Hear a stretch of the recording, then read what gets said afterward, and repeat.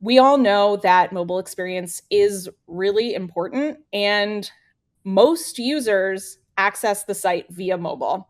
We see that sort of time and again, that usually more than 50% of users are accessing the site via mobile. Is this true of your website? Probably, but you should take a look at the data in GA4 to check.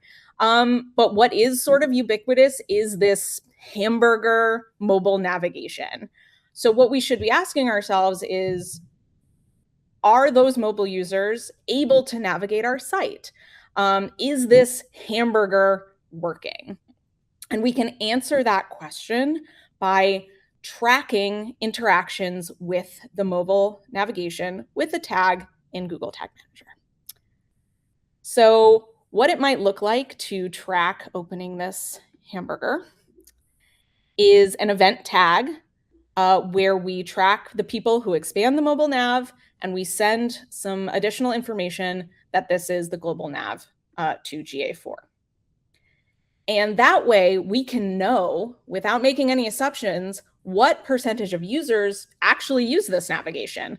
We take the number of tracked behaviors, divide it by the total users, and we get a percentage. Of the majority of users on your website, a small fraction of them are actually even opening this menu. Once we have that data, we know what percentage of people are using it, we can then make optimizations. So if we want mobile users to be able to navigate the site easier, maybe that means ditching the hamburger or making a different sort of design optimization, whether that's bottom bar navigation or a sticky top nav that stays with the user as they scroll, or exposing some of the more important icons. What are some other examples of an optimization around mobile nav?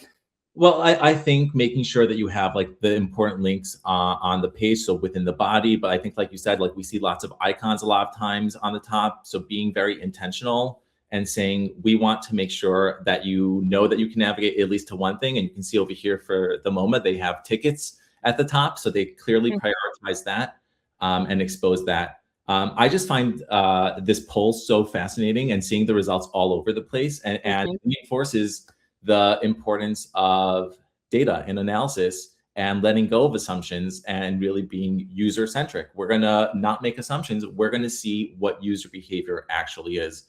And if we just think of like what our job is, oftentimes from a web design point of view, it's to help people navigate to the content that they want. And in this example, and what we see with so many clients, if like 80 to 90% of mobile users, which is usually the bulk of traffic to the website, is not even aware that they have options to navigate to these sections because they're not expanding the menu, I think that's such an interesting design challenge. How do we help people navigate to the content that they want when they're not using the module that we built for them to do so?